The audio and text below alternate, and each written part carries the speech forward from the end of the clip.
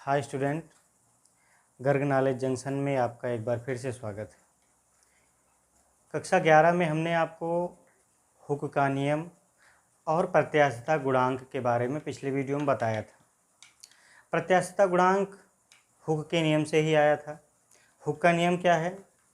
प्रत्यास्थता सीमा के भीतर प्रतिबल सदैव विकृति के समानुपाती होता है। यही था, हमने लिखा था प्रतिबल समानुपाती विकृति। और आप जानते हैं कि जब भी समानुपातिक चिन्ह हटता है तब बराबर लगाया जाता है, और जो कुछ भी लिखा जाता है उसके स्थान पर उसे हम नियतांक कहते हैं। यहाँ हमने लिखा था प्रतिबल बराबर कैपिटल ई इंटू विकृति। अब कैपिटल ई क्या है? नियतांक है। इस नियतांक को प्रत्यास्थता गुणांक कहते हैं। यहाँ तक हमने उस वीडियो में बताया था। इसके प्रकार भी बताए थे, 3 प्रकार के। नंबर 1 यंग प्रत्यास्थता गुणांक, नंबर 2 आयतनात्मक प्रत्यास्थता गुणांक, नंबर 3 दृढ़ता गुणांक। तो हम इस तीनों प्रत्यास्थता गुणांक के बारे में बहुत ही आसान और ट्रिक से बताएंगे, याद हो जाएगा। सबसे पहले हम थोड़ा आपको पीछे ले चलें प्रतिबल के बारे में। लगातार प्रतिबल भी 3 प्रकार के हमने बताए हैं, विकृति भी 3 प्रकार के बताए हैं। आप ध्यान से देखेंगे तो E बराबर क्या है? प्रतिबल बटे विकृति, अर्थात प्रतिबल और विकृति का अनुपात क्या है? प्रत्यास्थता गुणांक। तो पहले प्रतिबल और पहली विकृति के अनुपात को यंग प्रत्यास्थता गुणांक कहते हैं। पहला प्रतिबल कौन सा हमने बताया था? अनुदैर्ध्य प्रतिबल और अनुदैर्ध्य विकृति।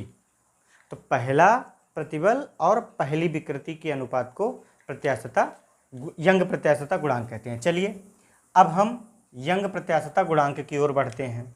क्या है यंग प्रत्यास्थता गुणांक? ध्यान दीजिएगा। यंग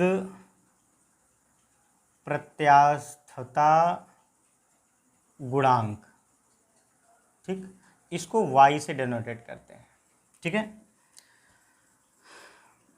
ये बराबर होता है अनुदैर्ध्य प्रतिबल बटे अनुदैर्ध्य विकृति। अब आप परिभाषा इसी के आधार पर निकाल सकते हैं। कैसे? प्रत्यास्थता सीमा के भीतर, हमने बताया था ये लाइन हुक के नियम से फिर आपकी जितने भी डेरिवेशन या डेफिनेशन है लगभग सब में प्रयोग होती है। कौन सी? प्रत्यास्थता सीमा के भीतर। देखिए कुछ चीज़ें हमेशा विज्ञान में कह सकते हैं कि बड़ी फेमस होती हैं या कॉमन होती हैं, और वो ज़रूरी भी होती हैं। तो प्रत्यास्थता सीमा के भीतर अनुदैर्ध्य प्रतिबल और अनुदैर्ध्य विकृति के अनुपात को क्या कहते हैं? यंग प्रत्यास्थता गुणांक कहते हैं। इसे हमने बता ही दिया था, y से प्रदर्शित करते हैं। अब हम इसके डेरिवेशन की बात करेंगे। मान लिया एक तार है जिसकी प्रारंभिक लंबाई कैपिटल L है। बहुत इंपॉर्टेंट है, ये अक्सर पूछा जाता है। इसकी प्रारंभिक लंबाई क्या है? कैपिटल L है।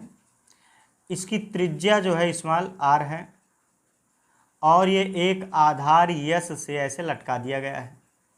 जब इससे कोई भार लटकाया जाता है mg, तो इसकी लंबाई में थोड़ी सी वृद्धि हो जाती है। ये mg भार लटकाया गया तो इसकी लंबाई में हमने मान लिया डेल्टा कैपिटल L की वृद्धि हो गई, ठीक है। तो सबसे पहले इस तार के लिए हम निकालेंगे अनुदैर्ध्य प्रतिबल। प्रतिबल बराबर हमने बताया था बल बटे क्षेत्रफल, ठीक है। ध्यान दीजिएगा, इस तार के लिए जब आप अनुदैर्ध्य प्रतिबल निकालेंगे तो लटकाया गया भार, क्या? लटकाया गया भार बटे इस तार के अनुप्रस्थ काट का क्षेत्रफल। किसके? तार के अनुप्रस्थ काट का क्षेत्रफल। ठीक है, ये आप अनुदैर्ध्य प्रतिबल निकाल रहे हैं इस तार का। तो लटकाया गया भार मतलब mg बटे तार होता है बेलन के आकार का, और बेलन के आधार का क्षेत्रफल होता है पाई आर स्क्वायर। तो हम क्या लिखेंगे, पाई आर स्क्वायर। मतलब आपको यंग प्रत्यास्थता गुणांक में अनुदैर्ध्य प्रतिबल मिल गया इस तार के माध्यम से।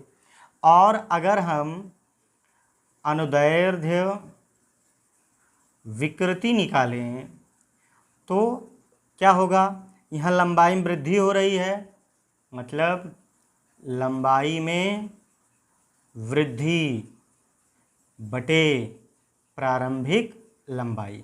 अगर कमी होती तो हम यहाँ पर कमी रखते, यानी लंबाई में वृद्धि कितने की, डेल्टा कैपिटल एल बटे एल।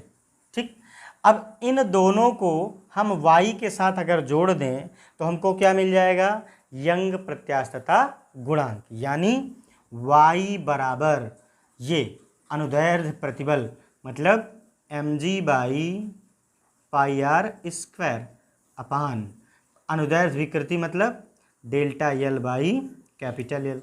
अब ध्यान दीजिएगा ये यल जाएगा ऊपर, यानी y बराबर mgl, y बराबर हो जाएगा यल जो है ऊपर चला जाएगा, यानी mg capital l by pi are square into delta L.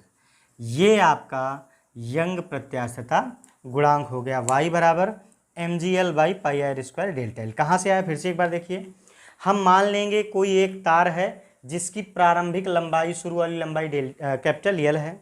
इस तार का स्मॉल आर है, जो रेडियस है, त्रिज्या है, वो स्मॉल आर है। जब हम इसमें mg भार लटकाते हैं तो वो क्या होता है कि उसकी लंबाई में वृद्धि हो जाती है। ये तार किसी आधार से लटकाया गया है, तो हमें क्या निकालना है, y बराबर क्या होता है, अनुदैर्ध्य प्रतिबल, और प्रतिबल बराबर आपने पढ़ा है बल, और बल क्या है, ये जो लटकाया गया भार है बल, और बटे क्या है, क्षेत्रफल। क्षेत्रफल तार कैसा है, बेलनाकार, बेलन के आधार का क्षेत्रफल क्या होता है, पाई आर स्क्वायर, हमने उसको रखा। फिर अनुदैर्ध्य विकृति के लिए लंबाई में वृद्धि बटे प्रारंभिक लंबाई। अगर यहाँ कमी होती तो हम कमी वाले पार्ट के साथ चलते, लेकिन यहाँ क्या हो रही है, वृद्धि हो रही, तो इसलिए हम चलेंगे लंबाई में वृद्धि बटे प्रारंभिक लंबाई।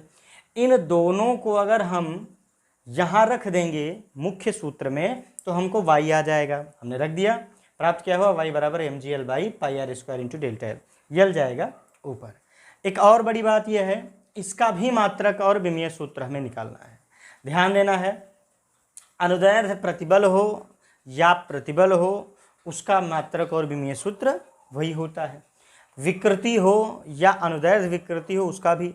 लेकिन आपने पढ़ा है विकृति एक मात्रकहीन एवं विमाहीन राशि है, ना तो इसका मात्रक होता है ना ही इसका विमीय सूत्र होता है। माने कि जो अनुदैर्ध्य प्रतिबल का मात्रक और विमीय सूत्र होगा वही y का भी होगा। अर्थात हमारे पास जो प्रतिबल हमने बहुत पहले बता दिया था पिछले वीडियो में, उसी के मात्रक और विमीय सूत्र से हमें y का मिल जाएगा। क्या था, प्रतिबल बराबर बल माने न्यूटन बटे क्षेत्रफल यानी मीटर स्क्वायर, तो न्यूटन प्रति मीटर स्क्वायर ये मात्रक हो गया, और फिर विमीय सूत्र आप निकाल लेंगे। ये इतना इम्पॉर्टेंट है कि आपको जहाँ कहीं भी कंपटीशन में जाएंगे इससे कुछ ना कुछ चीज़ें पूछी जाती हैं। हाँ, बीच में थोड़ा सा आपको रिलैक्स पॉइंट पर मैं बता दूं कि ये टफ नहीं है। इस चित्र को याद करो, मुख्य सूत्र को याद करो, आसानी से आ जाएगा। अब कहीं भी न्यूमेरिकल लगाना है तो आप इसको लगा सकते हैं। कैसा रहा वीडियो, इस पर कमेंट ज़रूर करिएगा। और एक मज़ेदार बात यह है कि इसके बाद के दोनों भी इसी तरह से आसान भाषा में हम समझाएंगे। तब तक के लिए बहुत बहुत धन्यवाद।